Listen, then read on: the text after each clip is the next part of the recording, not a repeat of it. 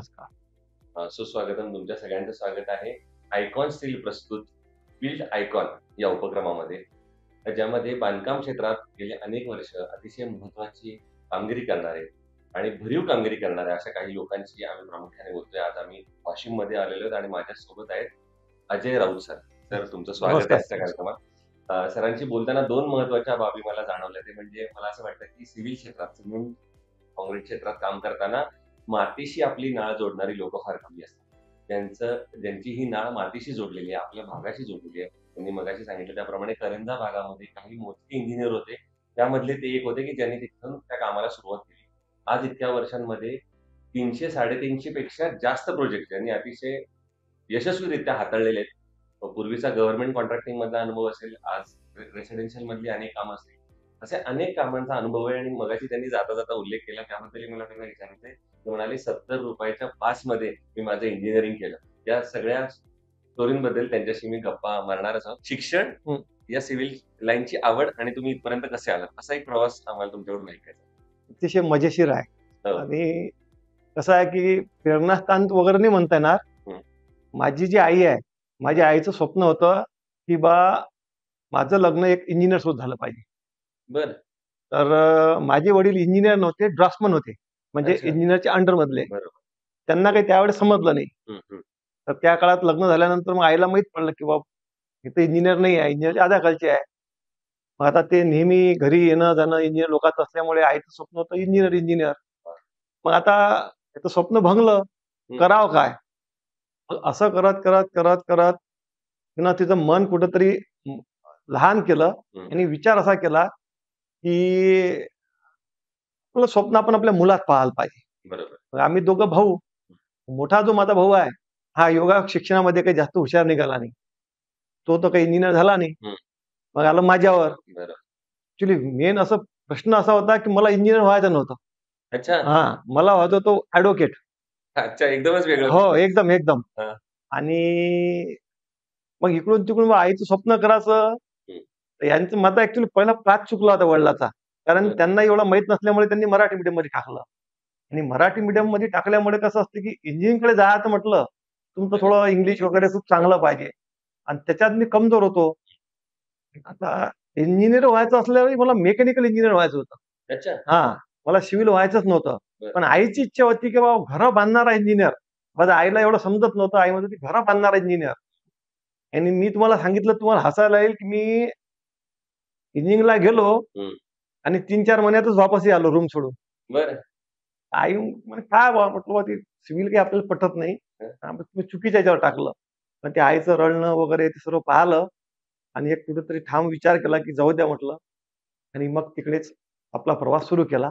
असं करत मग पॉलिटेक्निकला ऍडमिशन घेतली. VYWS polytechnic Badnera, Meghe college. तिथून पॉलिटेक्निक केलं. आणि तिथं पॉलिटेक्निक करत असताना जो तुमच्यासोबत बोलताना सांगितलं की त्यावेळेस एवढे काही पैसे वगैरे भेटत नव्हते. त्यावेळेस कसं आहे की मोजकेच पैसे देत होते. आई वडील कसं की त्या कंडिशन मधून आल्यामुळे एवढे मोठे म्हणजे महागडा मोबाईलचा विषयच नव्हता. खूप पैसे, गाडी घोडी काही नव्हतं. त्यामुळे आम्ही 70 रुपयाची पास होती. त्या 70 रुपयाच्या पासवरून आम्ही राजापेठ पासून तर बडनेरापर्यंत यायचो. आणि त्यांनाच आमचा प्रवास. त्या पासमध्येच आम्ही अमरावतीत पण फिरत होतो. आणि मग राहायला कधी किंवा पैसे असले तर ते काही जे 4 रुपये 5 रुपये रोजचे वाचत होते, त्यात 1 दिवस 2 दिवसामध्ये आमचा नाश्ता होत होता. हा झाला आमचा प्रवास. आणि मग तिथून नंतर पॉलिटेक्निक नंतर मग बीईला गेलो. बीईला गेल्यानंतरही सगळ्यांजवळ गाड्या दिसत होत्या. बाबा म्हणत होते की तुला बीईला मी तेव्हाच गाडी देईल जेव्हा तू सेकंड इयर एका झटक्यात क्लिअर करशील. कारण मी पॉलिटेक्निक एका झटक्यात नव्हतं केलं. काही विषय बॅक करत, म्हणजे झालं 3 वर्षात, पण विषय बॅक करत झालो. बीईचं मी जेव्हा सेकंड इयर क्लिअर झालं तर मला बाबांना 5,000 रुपयाची जुनी स्कूटर दिली. ते जुनी स्कूटर जी होती त्याच्यात 10 रुपयाचं पेट्रोल मी आणि 10 रुपयाचं पेट्रोल माझा रूम फुटणार असं टाकून आम्ही कॉलेजला जात होतो. ज्या दिवशी तो नव्हता राहत त्या दिवशी कोणाला लिफ्ट मागून जात होतो. कारण अशा परिस्थितीतून आपण आलेलो असल्यामुळे त्या परिस्थितीची जाणीव आहे आज आपल्याला. म्हणून मग ते आल्यानंतर खूप काळ काही जास्त टाइमपास न करता ज्या काही भेटले इंजिनियर त्यांच्यावर काम करणे आणि सोबत आपल्या लायसनवर काम करणे. असं 4 वर्ष 5 वर्ष गेले माझे. आणि मग 2007 नंतर मी कन्सल्टंट म्हणून प्रायव्हेट मध्ये आलो. असं काम केले. तुम्ही आता या तुमच्या प्रवासाबद्दल सांगितलं हो, माझ्यामध्ये हो, जरी तुम्ही म्हणला तरी आई एक प्रकारे प्रेरणास्थान होती. हो, आईच्या डोळ्यातले अश्रू असतील, हो, वडिलांचं अपूर्ण राहिलेलं स्वप्न हो, असेल हो, आणि ऑफकोर्स मित्रांची सगळ्यांची साथ. हो, त्यामध्ये तुम्ही हा सगळा टप्पा माझ्या ते पार केला आणि माझ्या ते तो ₹70 पास म्हटला, पण परिस्थिती सुद्धा पास केली तुम्ही हो, हो, त्याच्याबरोबर हो, हो, आणि तुम्ही इथपर्यंत पोहोचला. हो, सर सिव्हिलमध्ये आणखीन एक सगळ्यात महत्त्वाचं असतं ते म्हणजे नवनवीन कल्पना. हो, सतत आयडिया काहीतरी वेगळी असली हो, पाहिजे. हो. तर त्याची आणि या फील्डची कशी तुम्ही सांगाल त्याच्यानंतरच्या प्रवासात? हां, त्याच्यानंतरची कसं आहे, माझ्या एक डोक्यात कसं आधीपासून एक कल्पना राहत होती, की बाबा जे जुन्या काळातले जे घरं होते की नाही, ते मी पाहत असताना मी विचार करतो, की त्यावेळेस जरी इंजिनिअर नव्हते, हं. तरी त्याची बांधणी राहत होती. कुठेतरी एक इंजिनिअर पद्धतनंच राहत होती. अच्छा. आणि तेच कल्पना माझ्या डोक्यात राहत असताना मी विचार करत होतो, की बा आपणही बांधकाम करत असताना सगळ्यांना जे केलं, ते आपण नाही करायचं. एक्झॅक्ट. काय आहे, की जनरली लोकांनी काय केलं, की जेव्हाही पण प्रॅक्टिस करतात लोकं, ज्यांच्यावर प्रॅक्टिस करतात त्यांनाच फॉलो करतात. मी प्रॅक्टिस करत असताना फक्त त्यांच्यावर शिकलो. परंतु जे मला करायचं आहे, ते तेच फॉलो मी केलं. आरसी डिझाइन करत असताना जनरली आरसी डिझाइन लोकं काय करतात, जे सांगितलेलं आहे, जे पाहिलेलं आहे, करतात. मी तसं नाही केलं. मी माझे स्वतःचे वैयक्तिक कन्सेप्ट तयार केले, की अच्छा. नाही बाबा इतक्या ह्याच्यावर जर आपण हा कॉलम टाकला, जर स्लॅबमध्ये समजा आपल्याला कुठं कॅन्टिलिव्हर करायचं असेल, कॅन्टिलिव्हरमध्ये असं केल्यानं होते का? या अजून कोणती बिल्डिंग करत असताना G+2, G+3 करायची असेल, तर आपण काय करायला पाहिजे? या करत असताना मी माझ्या स्वतःच्या वैयक्तिक कल्पना हां. हे सगळ्यात महत्त्वाचं हां, आहे. हां, असं केलं. मी कधीच म्हणजे जे प्रॅक्टिसमध्ये वाचलं चाललं. हां, वेगळंच वेगळं केलं, वेगळं केलं. हां, म्हणजे ज्या साधारणतः 2005 ते 6 मध्ये काय आहे, हं, की इंजिनिअर लोकांनी ज्या डिझाइन दिल्या, हं. त्याच डिझाइन चालत होत्या. बरोबर. पण मग मी काय केलं, की हे जे 3D कन्सेप्ट वगैरे आज चालू आहे, 3D वगैरे जेवढे पण आहे, याकरता अकोला, अमरावतीमध्ये आलो आणि अच्छा. तिथल्या लोकांना भेटून तिथून मग मी फील्ड म्हणजे जो 3Dचा आहे, तो सुरू केला. मग कारंजामध्ये 2006 मध्ये साधारणतः मी दुसरा इंजिनिअर होतो, ज्याने 3D व्ह्यूवरून कामं सुरू केली. अच्छा. हां. क्या आता तर बात है! समजा इंटरनेटवर वगैरे सगळीकडे अवेलेबल आहे. बरं. पण त्यावेळेस तुम्ही दुसरं हां आणि पैसे नव्हते देत लोकं. अच्छा. आम्हाला ते जे काही 3D वगैरे आहे, त्याचे पैसे नव्हते देत. ते पण कसं बिअर केलं ते आमचं आम्हाला माहीत. बरं. हां. पण माझ्या मते अशा अनेक आव्हानांना तुम्ही पुढे नेत केलं, पण त्याला टेक्नॉलॉजीची ऑफकोर्स जोड होती. टेक्नॉलॉजी सर खूप महत्त्वाचा रोल आहे. आजच्या मुलांना सरळ AutoCAD जे आहे, जे काही व्हर्जन असते आज समजा 2024 आहे. तर AutoCADच्या आधी ज्यांनी ड्रॉइंग काढलेलं आहे, हां. आम्ही जे काढलं, बरं. त्यावेळेस सर एका व्यक्तीनं जर एक प्लॅन आपला जर रिजेक्ट केला, हं. तो प्लॅन रिजेक्ट केल्यानंतर त्याला कळायला आम्हाला 8-8, 10-10 तास लागत होते. अच्छा. हां, सेट स्क्वेअर, ते टेबल्स म्हणजे टेबलवर ड्रॉइंग ठेवणे, बरोबर. काढणे, त्याच्यानंतर अजून खोडणे, पाहणे आणि इकडे नंतर जो ओनर आहे आपला, हं. हा हार्डली हार्ड एक 10 मिनिटात म्हणतो की नाही मला हे रूम लहान वाटत आहे, हे मोठं वाटत आहे. त्यांचं म्हणणं आणि आम्हाला करणं याच्यात फरक होता. अशा कंडिशनमध्ये त्यावेळेस जेव्हा आम्ही काम केलं, तर आज आम्हाला स्वतःला असं वाटतं की पण त्यावेळेस 20 या 25 घराचे ड्रॉइंग काढले कसे काय? बरोबर. खरंच काढले का? म्हणजे असं थोडं आपली स्वतःच्याच कल्पनेवर थोडा एक विचार पडते. तेच तर. बरोबर. खरंच काढले का? कारण आज CADमध्ये काहीच नाहीये. हां. लगेच कॉपी पेस्ट लगेच कोणते पण चेंजेस होतात. त्यावेळेस कोणी पण चेंजेस सांगितले ना, ते चेंजेस मी विचार करत असतो मी कधी-कधी, किंवा आपणच खरंच ते ड्रॉइंग त्यावेळेस काढले का? बरोबर. ऑप्शन असा त्या नवीन टेक्नॉलॉजी जर विचार केला, त्याचा खूप फायदा आहे सर. खूप. कारण माहिती आहे काय, आज काय आहे, की थोडं जरी काम करतो ना आपण, हं. आपल्याला करेक्शन समजून जातात. बरोबर. त्यावेळेस करेक्शन नव्हते समजत. बरोबर. म्हणजे माझा असा एक म्हणजे मी असं कुणावर ऑब्जेक्शन नाही घेत आहे. हं. परंतु पेन पेन्सिलनं काम करत असताना ज्या काही त्यावेळेस चुका झालेल्या असेल, ते वर्क लोडमुळे आणि टेक्नॉलॉजी नसल्यामुळे खरंच. झालेले असेल. बरोबर. तर आता आपण या सगळ्या टेक्नॉलॉजीबद्दल बोलतोय. पण सिव्हिल लाईनमध्ये या हं. सगळ्यात महत्त्वाचं असतं ते म्हणजे अकुशल काम करणं. हो. अनस्किल्ड मॅनपॉवर हो, खूप हो, मोठ्या हो, प्रमाणात असते. हो, पण हो, ती चुकीच्या ठिकाणी वापरणे हे धोकादायक पण असतं. हो. तर त्याबद्दल काय सांगाल? धोकादायक म्हणजे तुम्हाला त्याचं उदाहरणच देतो. हां. काय झालेलं आहे, आजपासून साधारणतः कारंज्यात 2.5 ते 3 वर्ष आधी बरं. बांधकाम चालू होतं आमच्या कॉलनीमध्ये. बरं. तिथं मी पाहिल्यानंतर सांगितलं त्यांना, की तुमच्या घरापासून अत्यंत 5 फुटावरच लाईन गेलेली आहे हाय टेन्शन. बरं. तर या ठिकाणी काम करत असताना तुम्ही या तर तो पोल वगैरे किंवा ते लाईन शिफ्ट करा, या बांधकाम आतमध्ये करा. या कमीत कमी सेफ्टी या दृष्टिकोनातून सगळ्यांनाच माहीत आहे जनरल फंडा असते तो, की आपण ते जे वायर गेलेले आहे त्यामध्ये पाईप टाका. अच्छा. ॲक्चुअली त्या कामावर मी इंजिनिअर म्हणून नव्हतो पण, परंतु तो व्यक्ती जो होता ओनर तो माझ्या परिचयाचा होता. त्यांनी ते ऐकलं नाही आणि तिथं काम करणारे जे व्यक्ती होते, हं. ते पण माझ्या अंदाजाने जे तुम्ही म्हटलं, ते स्किल्ड लेबर नव्हते. आणि त्यांनी तेच चुकी केली, की काम करत असताना कोणतं सेफ्टी न वापरता ते वर गेले आणि काम करत असताना जे त्यांचं स्किल आहे, ते हातातून स्लिप झालं आणि त्या हाय टेन्शन लाईनवर पडलं. पडल्यानंतर एका व्यक्तीच्या हात गेला आणि दुसरा जो व्यक्ती आहे तो पूर्ण अपंग झाला. हे अनस्किल्ड मधलं एक सांगण्याचं उदाहरण. स्किल्ड असणं आणि अनस्किल्ड असणं म्हणजे फरक पडते. आणि दुसरं त्याच्यात एक असं असतं, की अनस्किल्ड असताना तुमचा जो कामाचा रेशिओ जे तुम्ही क्वांटिटी आपण करतो, त्याच्यात पण फरक पडते. तो स्किल्ड जर असाल, तर जिथं आपलं कामामध्ये आपल्याला जे काही मटेरियल लागायचं आहे, त्याच्यापेक्षा ते जास्त लागेल. कारण ते प्रमाण वगैरे काही माहीत नसलं, ओबड-खोबड तो कसंही काम करेल आणि त्याच्यामुळे आपलं नाव पण खराब होते. हा स्किल्ड आणि अनस्किल्ड मधला फरक आहे. अ, मी या क्षेत्रामध्ये अनेक वर्ष काम करतोय. मी असं नाही म्हणणार, की तरुण पिढीला काय सांगाल, कारण तुम्ही स्वतःच्या एनर्जीनं काम करताय त्याप्रमाणे तुम्ही सुद्धा फार महत्वाचा रोल आहे याच्यामधला. पण येणाऱ्या मुलांना तुम्ही काय सांगाल? काय महत्वाची काळजी घेतली पाहिजे जेव्हा आपण जस्ट एंटर करत असतो या फील्डमध्ये? पहिले तर सर मी माझ्या बोलण्यात पण सांगितलं होतं, की कॉपी आणि पेस्ट नाही करायला पाहिजे. हो, की जिथं पण ते काम करत आहे, त्यांच्यासोबत राहून शिकायला पाहिजे. बरोबर. आणि खास करून सगळ्यात महत्त्वाचं, की आज जे मुलं इंजिनिअरिंगमध्ये कोणी पण जेव्हा आम्ही पण शिकलो, तर बरेच काही जे क्लास असते आपलं, हं, याला आपण गैरहजेरी करतो. आणि एक कॉलेजमध्ये सगळ्यात महत्त्वाचा पॉइंट आहे तो.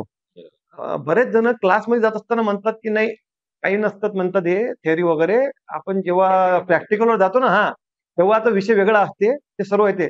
परंतु मी त्यांना एक सरळ मेसेज सांगत आहे, की पहिले जे आहे एक्सपिरियन्स आला, अनुभव आला आणि अनुभवावरूनच पुस्तक बनलेलं आहे. हं, पुस्तकमध्ये जे शिकवलेलं असते तेच त्यांना कुठेतरी नंतर फील्डवर नसते.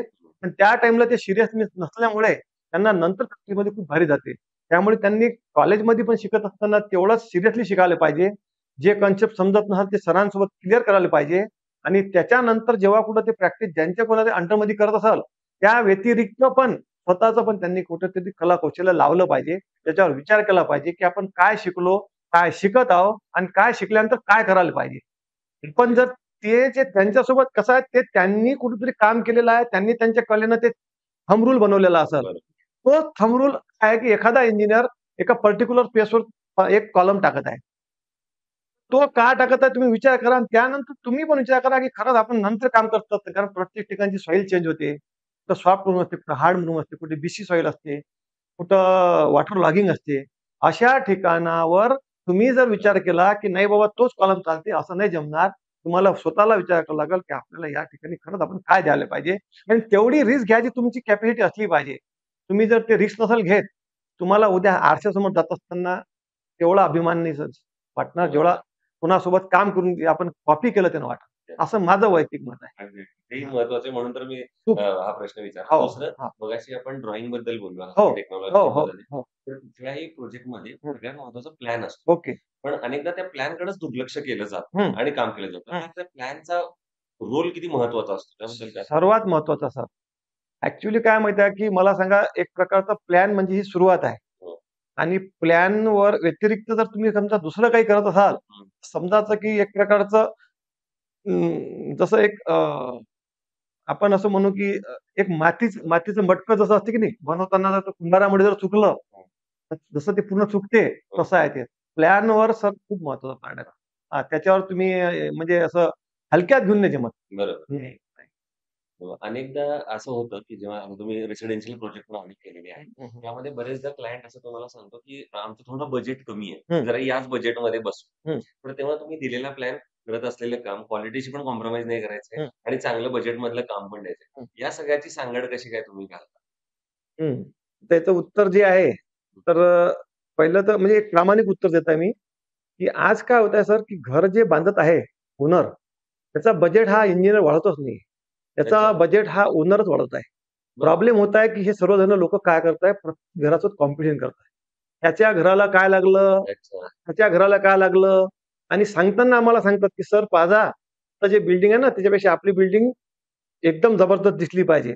आपल्याला सांगतात, की आज माझं बजेट कमी आहे. हो. परंतु जेव्हा आम्ही त्यांना सांगतो, की तुम्ही हे केल्याने तुमचं बजेट कमी होते, ते केल्याने बजेट कमी होते, ते आम्हाला म्हणतात, "एकच वेळा घर होत आहे सर, एकच वेळा होतं, हो, आयुष्यात नेहमी-नेहमी एकच होत नाही." आपण त्यांना सांगत आहे, की तुमच्या घराला ₹30, ₹40, ₹35 पर्यंत स्क्वेअर फूटची पण स्टाईल लावली तर जमते. त्यानंतर तुमच्या घराला तुम्ही मुख्य चौकट सागवानची लावा, आतमधल्या तुम्ही साध्या पण लावल्यात चालतात, परंतु असा ते कोणत्याच प्रकारे आधी ऐकतात, नंतर करत नाही. त्यामुळे लो बजेटमध्ये आपली इच्छाही असली, पण करतही असलो तरी ते होत नाही. प्रॉब्लेम हा चालत आहे, की लोक काय करताय, की लोक बांधत नाही आहे, लोक कॉम्पिटिशन करताय. लोकांनी स्वतःच जर घर बांधत असताना विचार केला, कमी जागेत छोटं घर चांगलं. पण आजचा प्रॉब्लेम असा झाला, की लोकांनी कमी जागेत खूप जास्त घर. पहा ना तुम्ही स्पेस सोडत नाही.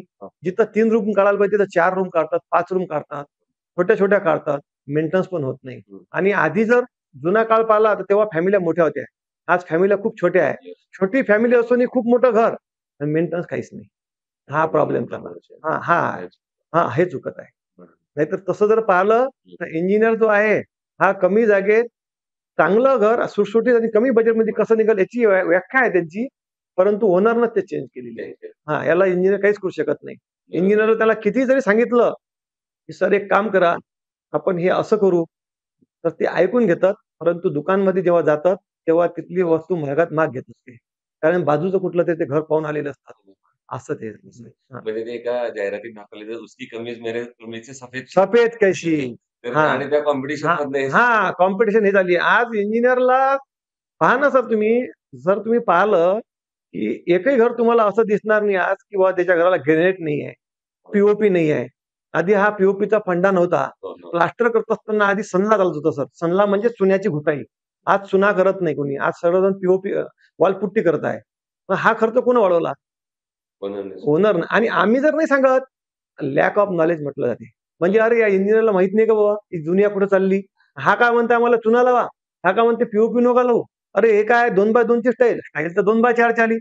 प्रॉब्लेम इथपर्यंत झाला सर, की आपण फ्लोअरची 2x4 घराला लावताय आणि आज ती स्टाईल बाथरूमला लावताय लोक. बाथरूम आणि संडासला पण तुम्हाला 2x4 ची स्टाईल दिसाल.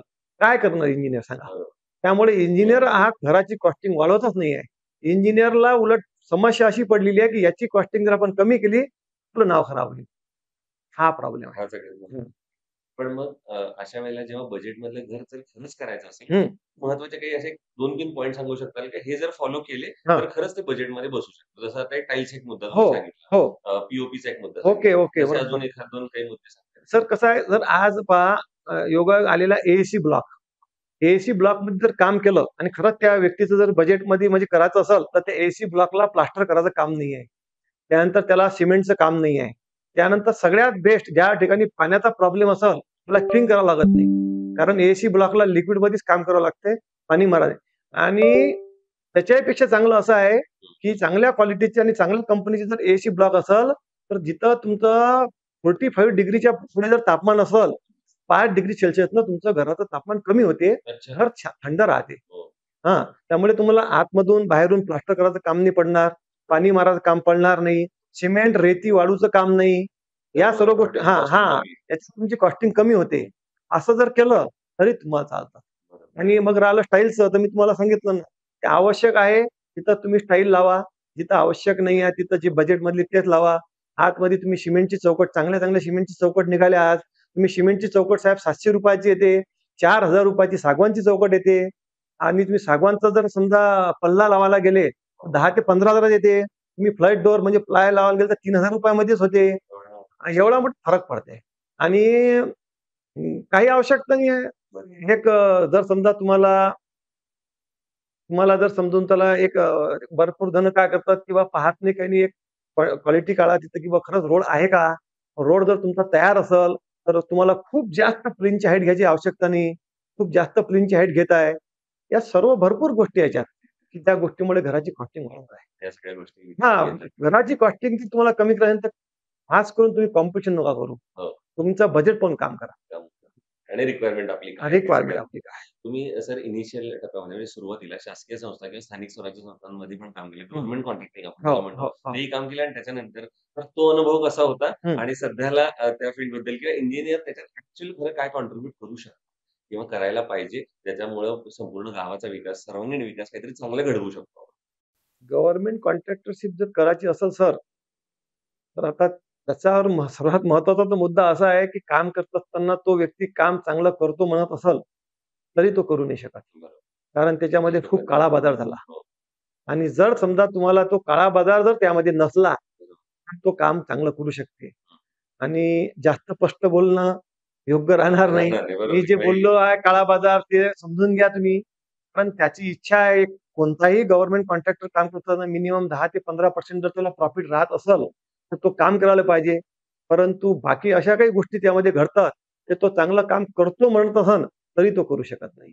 बरोबर आहे. त्यामुळे कसं आहे, की ज्या पद्धतीनं सुरू आहे लिमिटेशन. त्यावर मी अंकुश तर नाही लावू शकत. हां, फक्त एवढंच आहे, की पण चांगलं तुम्हाला असं व्हायला वाटतं, पाहिजे. की जर चांगला इंजिनिअर तिथं असेल, तर एक खरंच चांगलं गाव डेव्हलप होऊ शकतं किंवा चांगलं काहीतरी आपण काम करू शकतो. त्या आधी विचारात. गव्हर्नमेंट काम करणारा जो व्यक्ती आहे की नाही सर, तर शासनानं तर पाहिलं पाहिजे, की ज्यानं कॉन्ट्रॅक्ट घेतलेला तो इंजिनिअर आहे का? 50% लोकं काम घेणारे इंजिनिअर नसतात. दुसऱ्याच्या लायसनवर काम करतात. कुठेतरी सुशिक्षित बेरोजगाराच्या करतात आणि ते त्यामुळे त्या कामात जे प्रॉपर क्वालिटी यायला पाहिजे, ते येत नाही. परंतु जर इंजिनिअरनं जर केलं आणि व्यवस्थित जर प्लॅनिंगनं केलं, खूप चांगलं होते. खूप चांगलं. मगाशी तुम्ही कारंजाबद्दलचा एक उल्लेख केला, की जेव्हा तुम्ही कामाला सुरुवात केली किंवा हं, जो सुरुवातीचा काळ होता, हं, जेव्हा हं. अक्षरशः 4 ते 5 इंजिनिअर हो, होते हो. गावामध्ये हो, आणि आज ती संख्या 40-50 पर्यंत हो, पोहोचलेली आहे. हो. मागच्या या 20 वर्षात हे ट्रान्झिशन आहे. येणारं फील्ड किंवा भविष्य तुम्ही या अभियांत्रिकी किंवा इंजिनिअरिंग या फील्डचं काय म्हणता? चांगलं आहे. कारण एवढे इंजिनिअर ज्या अर्थी तयार होत आहे, इंजिनिअर व्यतिरिक्त कोणतेही काम करणं प्रत्येकाला रिस्क वाटत आहे. आज तर मी जर पाहिलं, मी तुम्हाला सांगितलं आज कारंजात 45 इंजिनिअर आहेत. त्याचं कारण असं आहे, की प्रत्येक ग्रामीण भागातला छोट्यातला छोटा जरी व्यक्ती असेल, तर तो विदाऊट इंजिनिअर काम नाही करत आहे. इंजिनिअरला जर त्यांनी जर समजा आज जे पण इंजिनिअर येत आहे, जर पूर्ण टेक्नॉलॉजी घेऊन जर कारंजात आले, तर त्यांना 100% त्याचा खूप फायदा होईल आणि त्याचा जो क्षेत्र आहे म्हणजे जसं आमचं कारंजा आहे. आज तुम्ही पहा तुम्ही आमच्या कारंजामध्ये तुम्हाला लक्षात येईल, कोणत्याही भागात जरी गेले तुम्ही, तर तुम्हाला खूप चांगल्या वास्तू दिसतील. ते दिसाच्या मागचं एकमेव कारण आहे, प्रत्येक वास्तू आमच्या इथं सर्व परिपूर्ण इंजिनिअरमुळे काम होत आहे. हं. आज अभियंता म्हणून तुम्ही गेले अनेक वर्ष काम करताय. याच्यातलं तुम्ही काही आव्हानं सांगू शकता का? काहीतरी महत्वाचं एक हर्डल आलं, की एक प्रॉब्लेम आला माझ्या आयुष्यात, पण हं. त्या प्रॉब्लेममुळेच अजून बळ मिळालं, अजून जास्त चांगलं काम कारण अं, बऱ्याच म्हणजे एकदम इनिशियल डेजमध्ये असं असतं, की एक वेगळा प्रॉब्लेम असतो. जेव्हा आपण त्यातले अनुभव नसतो हो, आणि म्हणून क्लायंट म्हणतो, "अरे तुमच्याकडे अनुभव नाही म्हणून काम देऊ शकत नाही." आणि हो, त्याच्यानंतर जेव्हा अनुभव येतो, हो, तेव्हा ते काहीतरी वेगळी परिस्थिती बदललेली हो, असते. हो, जेव्हा बजेट असतं हो, नाही हो, किंवा हो. असतं असं. त्याच्यातलं काही एखादं उदाहरण सांगता येईल का? खूप काय खूप काय अडचण म्हणजे सुरुवातीला तर जे तुम्ही विचारलं तेच महत्वाचं होतं, की जेव्हा प्रायव्हेटमध्ये येतो आपण, हो, कोणी येतो, तो विचारतो, की तुम्ही किती घर बांधलेले आहे किंवा कोणते प्रोजेक्ट केलेले आहे. त्यावेळेस असा विचार येते मनात, की जर आपल्याला कोणी कामच दिलं नाही, तर आपण यांना प्रोजेक्ट दाखवायचा कुठून? बरं. तो एक माझ्यासाठी सुरुवातीचा 2006-2007 मध्ये खूप एक वेळ गेला. एक एक एक माझी अशी सुरुवात होती, की माझ्याजवळ एकच काम होतं आणि त्या कामावर मी दिवसातून 4 वेळा जात होतो. अच्छा. 3 वेळा, 4 वेळा कशाही असं म्हणजे जेव्हा वेळ भेटला तेव्हा. बरं. कारण मला एक दाखवायचं होतं, की हे जे काम आहे, हे जर मी एक चांगलं काम केलं, तर मला ते तर मला दुसरं काम भेटेल. आणि मग त्यामुळे काय झालं, की मला काम ते चांगलं व्हायच्या आधीच दुसऱ्या लोकांना हे वाटलं, हा इंजिनिअर बरा आहे. एका कामावर 2 वेळा, 3 वेळा येत आहे. अच्छा. मग हे तर असं तर खूपच जमलं. म्हणून मग मला दुसरं जेव्हा काम भेटलं, हां. मी तेव्हाही तेच फॉलो केलं. असं करत काय झालं, की जेव्हा लोकांना वाटलं, की नाही बाबा हा खूप सर्व्हिस देते. तर मग माझा तिथून तो एक हे वाढत चांगला वेळ चालला गेला. म्हणजे 2006, 7 आणि 8 पर्यंत मी 3 वर्षामध्ये साधारणतः एक 8-10 साइटच केल्या. परंतु 2009 मध्ये माझ्याजवळ 28 साइट होत्या. 2010 मध्ये माझ्याजवळ 32 साइट होत्या. तर मग माझा त्याप्रमाणे फ्लो वाढत गेला. म्हणजे उलट मी असं म्हणेन, की सुरुवातीला काम नव्हतं. हां. हा सगळ्यात मोठा स्ट्रॉंग पॉइंट ठरला. कारण तुम्ही त्या खूप, खूप. कामांवर एवढं लक्ष हो, दिलं हो, गेलं आणि हो. हां. त्याच्यातनं चालू हो, काम हो. करतो. आणखीन एक कन्स्ट्रक्शनमध्ये तुम्ही इतकं काम करताय, त्याच्यामध्ये सळई हा सगळ्यात महत्त्वाचा हो, फॅक्टर असतो. हो. तर त्याच्या क्वालिटीबद्दल किंवा ती निवडताना काय काळजी घेतली पाहिजे?